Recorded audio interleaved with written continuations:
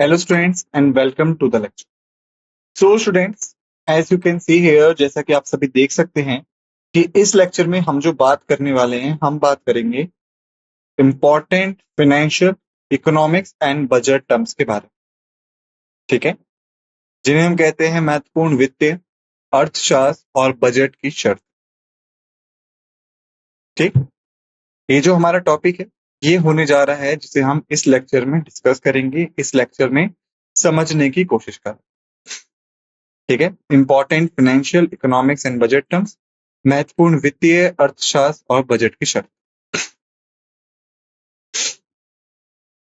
जिसमें कि हम सभी देखेंगे लाभांश वितरण कर को, उद्यम पूंजी कोष को, प्रतिभूति लेन देन कर, पूंजीगत लाभ कर, मूल्य के अनुसार कर, अग्रिम मूल्य निर्धारण समझौता एपीए, राजकोषीय समेकन, चालू खाता घाटा, मंदी का बाजार, तेजी का बाजार, मुद्रास्फीति जोखिम, ब्याज दर जोखिम, प्रत्यक्ष और अप्रत्यक्ष कर और सीमा शुल्क।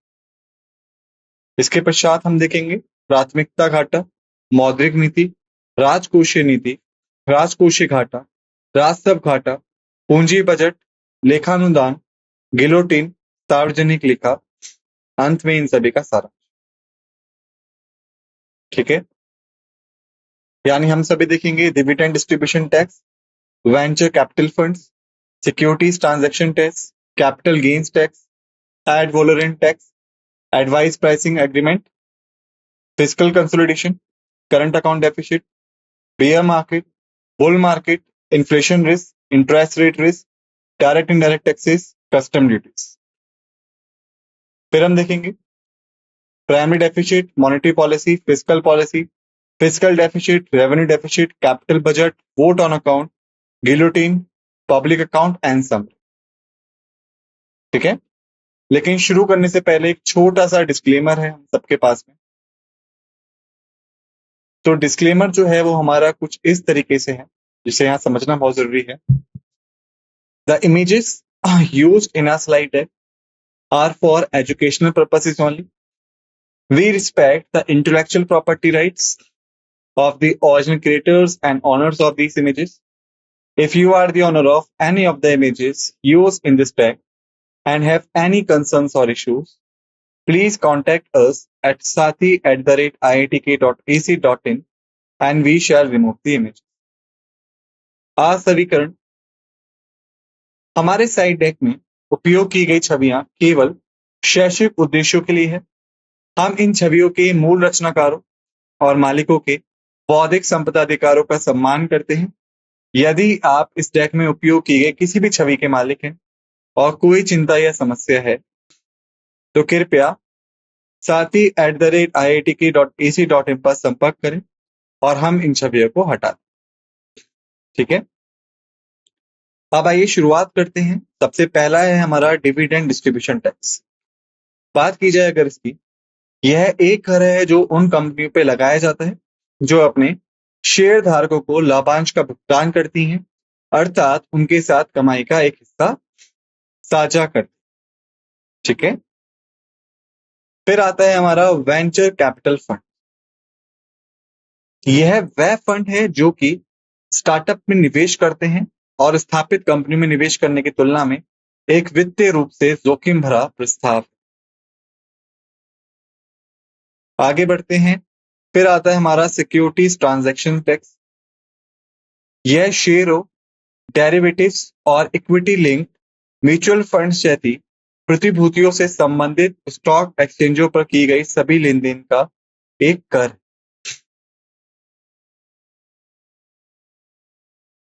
Capital gains tax,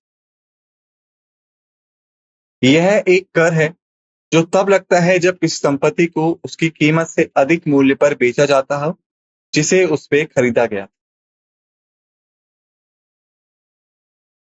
ad valorem tax की बात की जाए, यह किसी वस्तु या सेवा के मूल्य पर एक प्रकाशित या एक प्रतिशत के रूप में लिया जाता है, ना कि प्रति इकाई एक विशेष दर। फिर आता है हमारा एडवांस प्राइसिंग एग्रीमेंट एपीए। यह एक करदाता इकाई है और कर अधिकारी के बीच का एक समझौता है जो यह दर्शाता है कि पूर्व अपने सहयोगी के साथ लेन-देन की कीमत कैसे तय करेगा? फिर हम आगे बढ़ते हैं तो हमारे पास आता है फिस्कल कंसोलिडेशन। यह शब्द उन चीजों को संबंधित करता है जो एक सरकार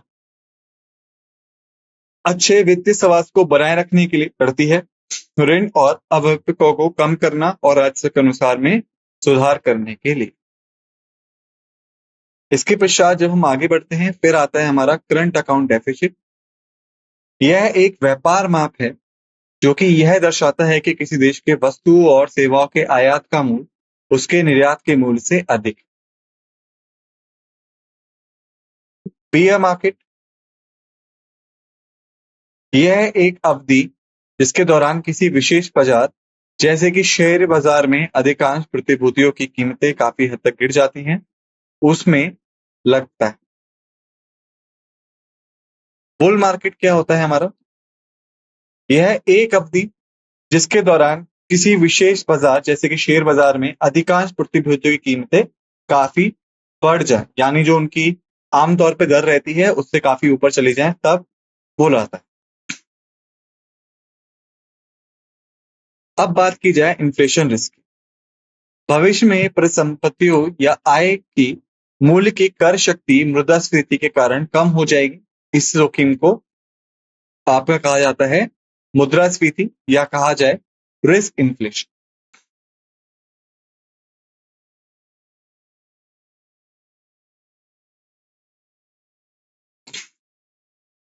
interest rate risk,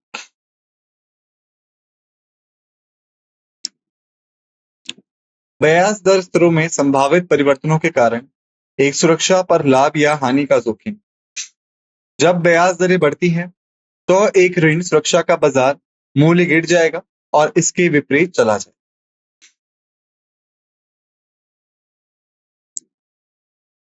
direct and indirect tax.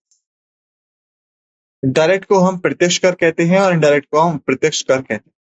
तो सबसे पहले बात की जाए डायरेक्ट टैक्सेस की या प्रत्यक्ष कर की, वह होते हैं जो सीधे व्यक्तियों और निगमों पे लगते हैं।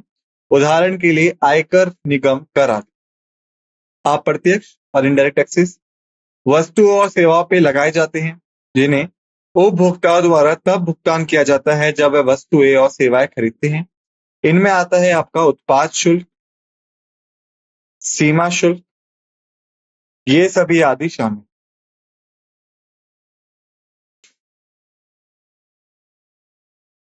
कस्टम ड्यूटीज, यह शुल्क तब लगाए जाते हैं जब वस्तुओं का आयात या निर्यात देश में किया जाता है और इन्हें आयातक या निर्यातक द्वारा भुगतान किया जाता है। आमतौर पे ये भी उपभोक्ता को स्थानांतरित कर दिए जाते हैं।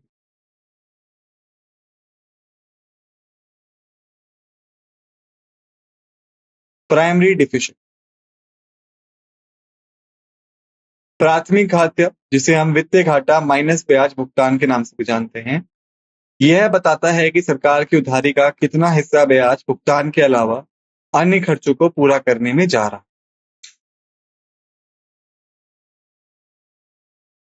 इसके पश्चात आता है हमारा मॉनेटरी पॉलिसी। केंद्रीय बैंक जिसे हम आरबीआई के नाम से जानते हैं, रिजर्व बैंक ऑफ इंडिया के नाम से, उसके द्वारा अर्थव्यवस्था में धन या तरलता के स्तर को विनियमित करने या ब्याज दरों को बदलने के लिए उठाए गए कार्य को शामिल करता है, इसे हम मॉनेटरी पॉलिसी के नाम से जानते हैं। फिर आता है हमारा फिस्कल पॉलिसी। यह राजस्व और खर्च के समग्र स्तरों के संबंध में सरकारी कार्य है।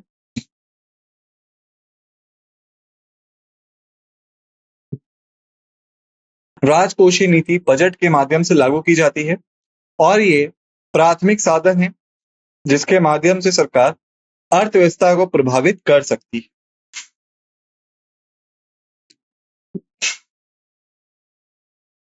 फिस्कल डेफिसिट, जब सरकार की गैर उधार प्राप्तियां उसके कुल व्यय से कम होती हैं तो उसी कमी को पूरी करने के लिए जनता से पैसा उधार लेना पड़ता है। कुल गैर उधार प्राप्तियों पर कुल व्यय की अधिकता की राजकोषीय घाटिया कहा जाता है।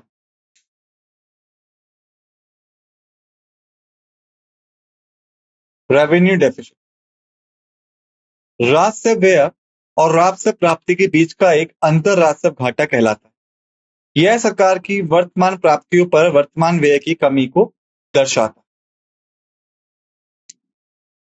कैपिटल बजट, इसमें पूंजी प्राप्ति और भुगतान शामिल होते हैं। इसमें शेयरों में निवेश, राज्य सरकारों, सरकारी कंपनियों, निगमों और अन्य पक्षों को केंद्र सरकार द्वारा दिए गए ऋण और अग्रिम शामिल। Vote on account, vote on account संसद द्वारा अग्रिम में किया गया एक अनुदान है जो नए वित्तीय वर्ष के एक भाग के लिए अनुमानित व्यय के संबंध में किया जाता है। अनुदान की मांग पर मतदान और विनियोग अधिनियम के पारित होने की प्रक्रिया पूरे होने तक ही रहेगा। फिर हम बात करें गिलोटाइन की। संसद के पास दुर्भाग्यवश सभी मंत्रालयों की व्यय मांगों की जांच के लिए बहुत सीमित समय होता है। इसलिए अनुदानों की मांगों पर चर्चा की निर्धारित अवधि समाप्त होने के बाद लोकसभा के अध्यक्ष सभी लंबित अनुदानों की मांगों को, चाहे वह चर्चा की गई हो या नहीं की गई हो, सदन के मत के लिए प्रस्तुत करते हैं। इस प्रक्रिया को लोकप्रिय रूप से गिलोटिन के रूप में जाना जाता है। फिर आता है हमारा पब्लिक अकाउंट। भारत के संविधान के अनुच्छेद 2661 के प्रावधानों के तहत सार्वजनिक लेखा का उपयोग उन सभी निधि प्रभावों के संबंध में किया जाता है जहां सरकार एक बैंकर के रूप में कार्य कर रही है। उदाहरणों में भविष्य निधि और लघु बचत शामिल। यह पैसा सरकार का नहीं बल्कि इसे जमाकर्ताओं को वापस किया जाना है। इस निधि से व्यय को संसद द्वारा अनुमोदित करने की आवश्यकता नहीं। हमने यहाँ पे चीजों को समाप्त कर लिया है। अब बात की जाए इसकी समरी की। देखिए, हमने देखा डिविडेंड वितरण कर, venture capital fund, securities transaction tax, capital gain tax. इसके पश्चात हमने देखा ad valorem tax, advance pricing agreement, राजकीय समेकन, वर्तमान घाटा। फिर हमने देखा बियर मार्केट, बुल मार्केट, महंगाई का जोखिम, ब्याज दर का जोखिम। फिर हमने देखा प्रत्यक्ष और अप्रत्यक्ष कर, कस्टम ड्यूटी, प्राथमिक घाटा, मौद्रिक नीति। उसके पश्चात हमने देखा राजकोषीय नीति, राजकोषीय घाटा, राजस्व घाटा, पूंजी बजट। फिर हमने देखा खाते पर वोट, गिलोटिन और सार्वजनिक खाता। तो इसी के साथ हमने इस लेक्चर को समाप्त कर लिया है। आप सभी से निवेदन है कि इस लेक्चर को एक बार अच्छे से रिवाइज कर लीजिएगा। मिलते हैं आप सभी से दूसरे लेक्चर में। इसी के साथ लेक्चर को समाप्त करते हैं। आप सभी का धन्यवाद।